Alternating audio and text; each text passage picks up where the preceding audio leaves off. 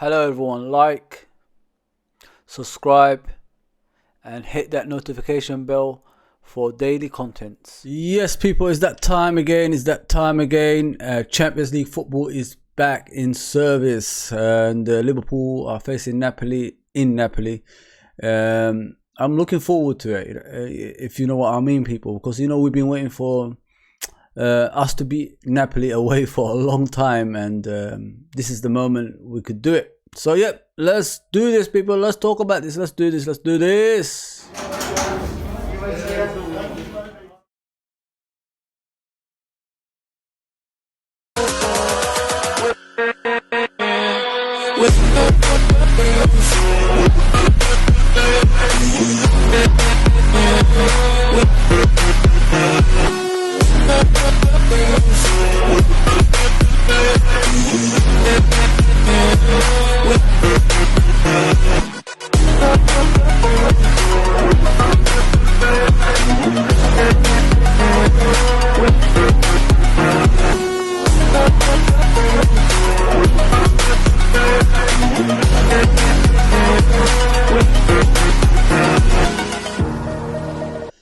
Yes people, welcome to LFC Red Forever channel. So we're going to be speaking about obviously Napoli versus Liverpool in the Champions League Group A. It's tough, innit? It's a tough season so far. We've started slow, just like last season as well. But this season looks more bleak, if you know what I mean. But I'm not too downhearted. I know Klopp can turn this around. We've got one of the best managers in world football, and people are already asking questions when we're like evolving, when we're like becoming a younger team than before. Everybody evolves, people. If a manager stays in a club for a long time, they have to evolve somehow, because they're not going to keep relying on the players who are reaching their peak prime and then past their prime, if you know what I mean, like in their 30s and 32, 33, 34. All the way to 37 with James Milner. So we need to calm down, in my opinion. I know I keep saying it every single time, but any team in the Premier League from Arsenal, any team in the Premier League away from Manchester City, they will take Klopp as a manager. 100,000,000% over. And we're treating this situation like it's be or end all. Like, I knew this would happen. I was right all along. It's time to go. He's trusting too many players. His loyalty is the thing that's going to destroy him. Pep Lind's book like exposed everything. I swear we was playing like this before the book came out. We were struggling in games. But I'm basing it on the in the Community Shield. That's my team that I know. That's when they are all fully fit, they can beat anyone. So I don't see the issue here. I don't see. It's only 6 games, people. Luckily, in the weekend, majority of the so-called Premier League contenders have dropped points, apart from Man United and Spurs, of course. But season is long, things can change, and we're gonna try to do that. So we're going to be speaking about the Champions League game against Napoli. Napoli is a good team. We always struggle in their ground, as everybody knows. I don't see any changes, if you know what I mean, to normal circumstances against Napoli. It's always been tough, no matter the personnel. But this season, they are actually doing pretty well. They've lost 0 games. They played 5 games in the Serie A. They've won 3 and drawn 2. They're second in the table behind Atalanta. And yeah, they're undefeated so far this season. Am I afraid in the sense of like they could cause an upset again? Hell yes. You know what I mean? Of course, man.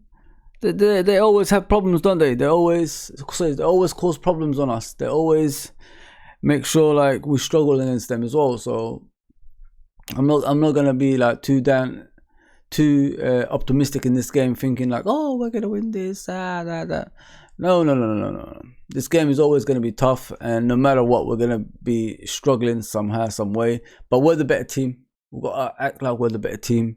We've got to go there with respect, grind out the result, show it 100%, and then we'll see where we go from there. You know what I mean? It can't be like, oh, we turn up and then we're going to beat Napoli so easily.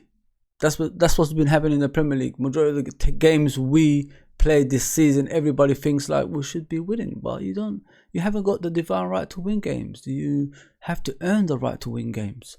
If you don't graft and put your foot where it hurts, put your head where it hurts, it's not going to work out. Nobody gives you results. You know the worst part of it, being a Liverpool Football Club, it's the teams give you that extra 100% because of who you are. If you're Man United, if you're Liverpool, if you're Juventus, if you're Barcelona, Real Madrid, teams give that extra 100% just to show everyone I could play against the top teams, like the best teams in the world, the cream of the crop, if they say. Yeah, so yeah, I honestly think like it ain't gonna be easy beating Napoli, but we have to find a way to beat them. These are the type of games we have to improve on, in my opinion. So yeah, I think Arthur should start this game. I think it's time to unleash this player, because he's not going to be sitting on the bench throughout the season, is he?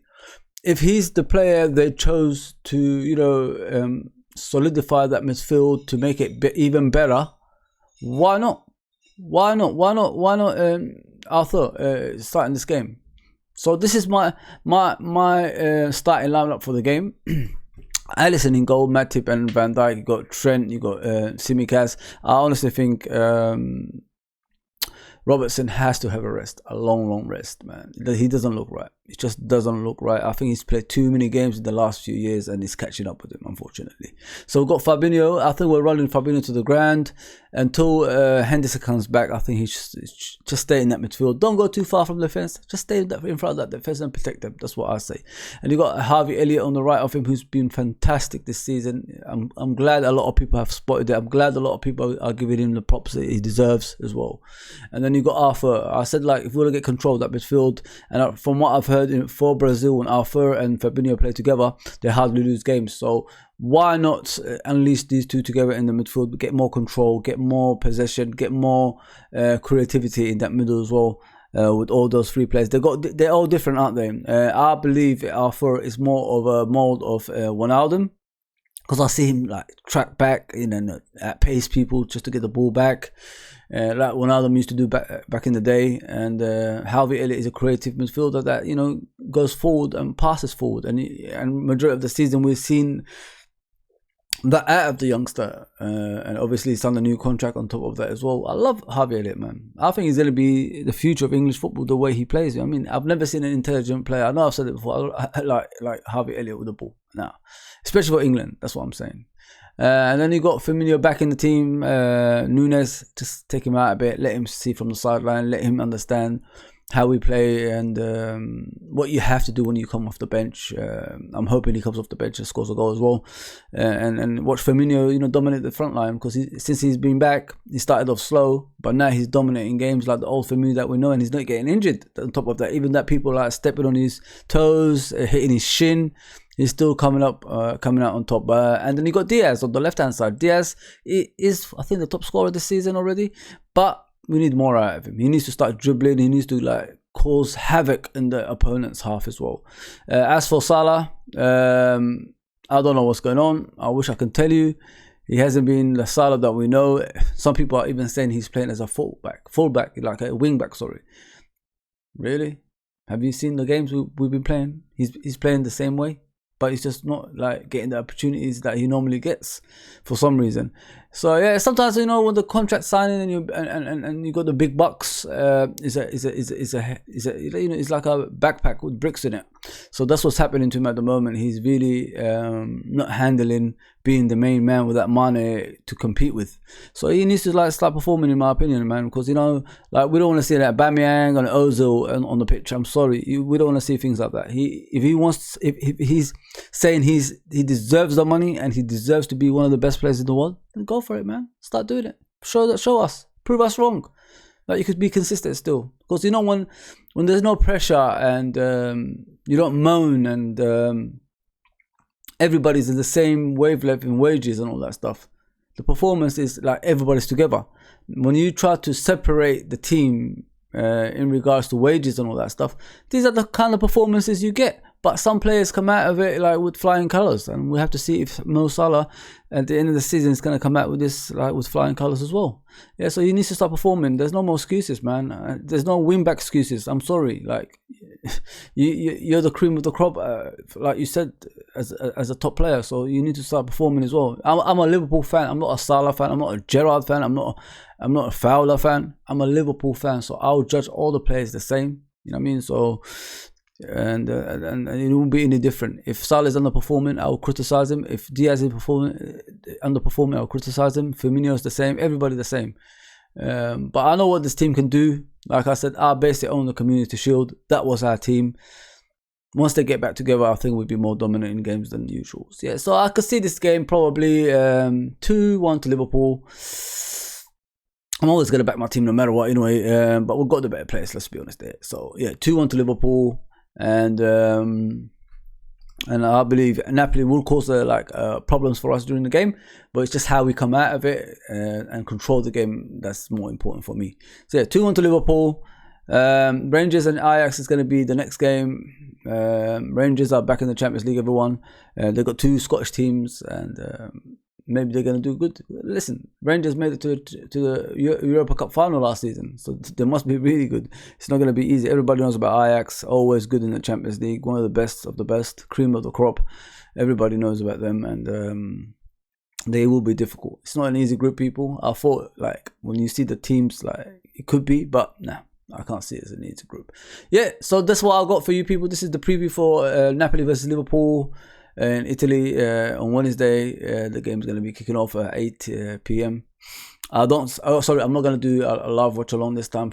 I've got night shifts, so I'm going to miss out this one. But I will be back for the Wolves game. I'll do that one live. I'll be back for that one, and then we could get the subscription up and everything like that. But still do it, people. Even though I'm not here, let's get the subscription up and notification on that as well. And then please follow us on our social medias, which are the following. Let me bring them up. These ones here. Facebook. What's the next one? Come on, come out. Twitch. I might as well just go for it. Facebook, Twitch, YouTube, Instagram, and Twitter. Please do that for us and follow us on all those platforms. My messages are always open. People always ask me for help. If you need anything, please go on there and ask me for anything you want. If I could help, I will do it. Yes, so please like, share, and subscribe. And I'll see you. See you soon. Come on, Liverpool. Let's top Group A.